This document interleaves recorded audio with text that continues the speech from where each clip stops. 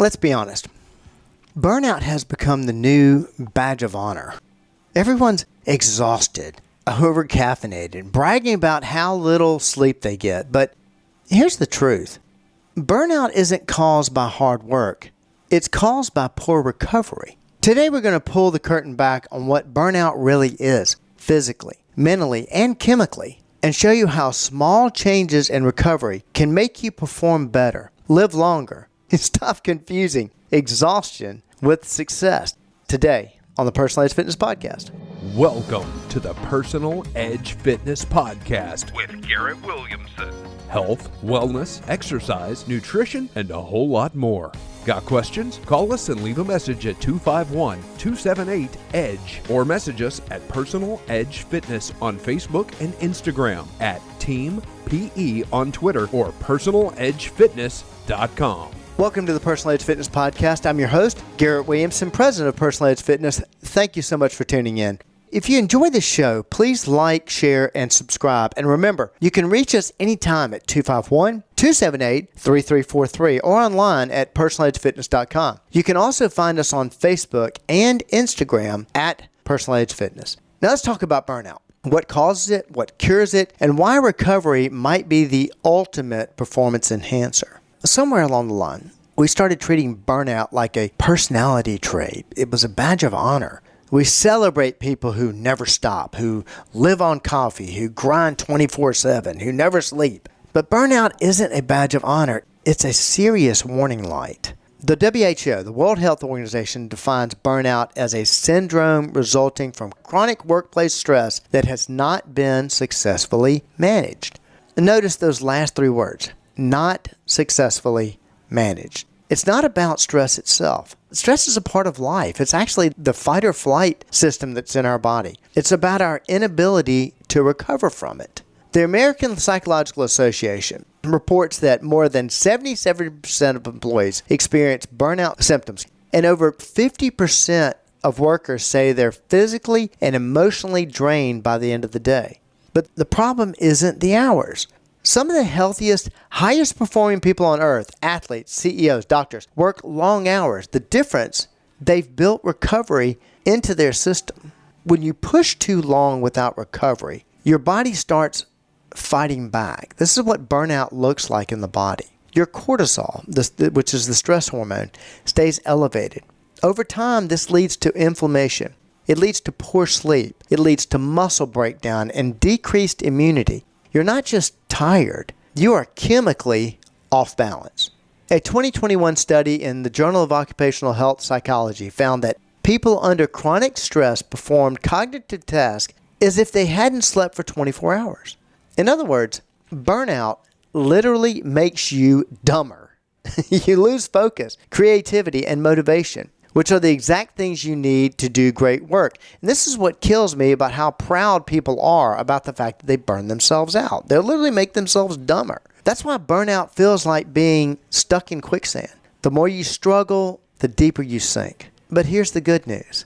Recovery, taking that time, pulls you out. It pulls you out fast. You've heard it before, but it's worth repeating. Movement changes your brain chemistry.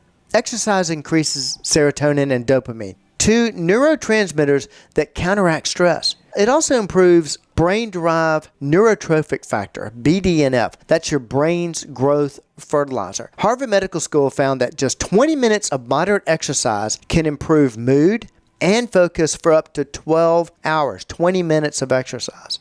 That's why at Personal Edge Fitness and in our Corporate Edge Wellness programs, we treat movement as a medicine. You don't have to train for a marathon. Even short bursts of activity break up stress patterns and rebuild resilience. When companies make fitness accessible, they're not just promoting health. They're building capacity. They're literally teaching the brain and body how to recover faster. Now, here's a quick reminder. If you're enjoying this episode, please like and follow and share the podcast. If your company wants to reduce burnout the right way, through real recovery, not empty slogans, give us a call at area code 251-278-3343 or visit personaledgefitness.com. Now, burnout isn't just mental, it's metabolic. Too many times we think of it as just mental or being mentally weak, but it's not. It is metabolic. Think about it. When you're stressed, what do you crave? Watch your next difficult phone call and see where you run after that. Sugar, caffeine, and carbs. Your body's quick fixes for low energy. But those foods spike insulin and cortisol even higher, creating a vicious loop. A 2022 nutrient study showed that employees who ate balanced meals with stable blood sugar levels reported 34% fewer burnout symptoms than those with poor diets. Fueling your body well, protein at each meal, adequate hydration, and consistent meal times stabilizes energy and mood. So if your office is running on donuts and desperation coffee, burnout isn't surprising, it's inevitable. Not against those foods by any means. You've heard me say that. But if that's all we're feeding off of, we're fueling our body wrong. We teach employees that nutrition isn't about dieting, it's about stability. The right fuel keeps your brain online and your mood basically stable. Lifestyle is the rhythm of your day. How you rest, how you move, how you connect. And this is where most burnout prevention programs fall. They fail completely in this territory. Too many workplaces still operate under the 20th century industrial model. Long blocks of static work, short breaks, and constant availability. But the brain doesn't work like that. According to the University of Illinois, people who take short micro breaks every hour, even just standing up and stretching, perform up to 30% better on focus and problem-solving tasks. Now here's a very simple lifestyle reset. Work in 50 to 60-minute blocks. Step away from your screen every hour. You don't have to get on the street. Just get away. Use breaks for movement, not more scrolling. And don't underestimate connection. The Gallup Workplace Index found that employees who report having a best friend at work are 7 times more engaged and less likely to experience burnout. Humans, their social loneliness magnifies exhaustion. This is why our corporate programs are done in group-type settings and challenge-based. Finally, let's talk about mindset, the lens that determines how we experience stress. The same workload that crushes one person can energize another. The difference is perspective. If you see recovery as weakness, if you think rest is the opposite of productivity, I promise you, you will burn out. I see it all the time. Elite performers see recovery as part of training, not something to avoid. They measure rest, plan it, and protect it. They're not prideful because they didn't rest. A 2020 Stanford study found that productivity per hour sharply declines after 55 hours of work per week, meaning those extra 15 hours add zero output, only arrows. In short, working more doesn't make you better. Working smarter with recovery built in does. That's why we tell clients, you don't need to slow down, you need to recharge. And this mindset ties directly into the live age. Most people think fatigue, joint pain, loss of motivation are signs of aging, but often they're just signs of under recovery. When you restore recovery habits, sleep, nutrition, stress balance, ability comes back, no matter what your number on the calendar is. In our corporate programs, we've seen this play out countless times. When companies start integrating recovery into the culture, I talked about this in another podcast, walking meetings, hydration reminders, one of my favorites, mindfulness breaks, or brief guided workouts, employees report more energy at the end of the day, not less. And this same feeling carries home. They're better parents, they're better spouses, better friends. They're living proof that energy breeds engagement. It's not magic, it's physiology. So here, like I always say, here's your challenge. Stop measuring your success by how tired you are. Measure it by how well you recover. Start small. End your day with a 10-minute wind down. Eat something that fuels you, or get a real night's sleep, not a nap between Netflix episodes.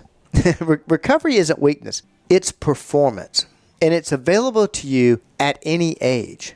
Recharging your life and therefore your workplace. That's just one more way. We at Personal Edge Fitness help you and your company reach your level of wellness. Thank you so much for joining me today. Please join me next time. Thanks for listening to the Personal Edge Fitness Podcast with Garrett Williamson. Subscribe now and be a part of the show by calling 251-278-EDGE or message us on Facebook and Instagram at Personal Edge Fitness or at Team PE on Twitter, and visit us at personaledgefitness.com. Who's developing our future community leaders? Who's developing our future workforce? Who's fostering a love of our great nation in today's youth? Liberty Learning Foundation is doing it.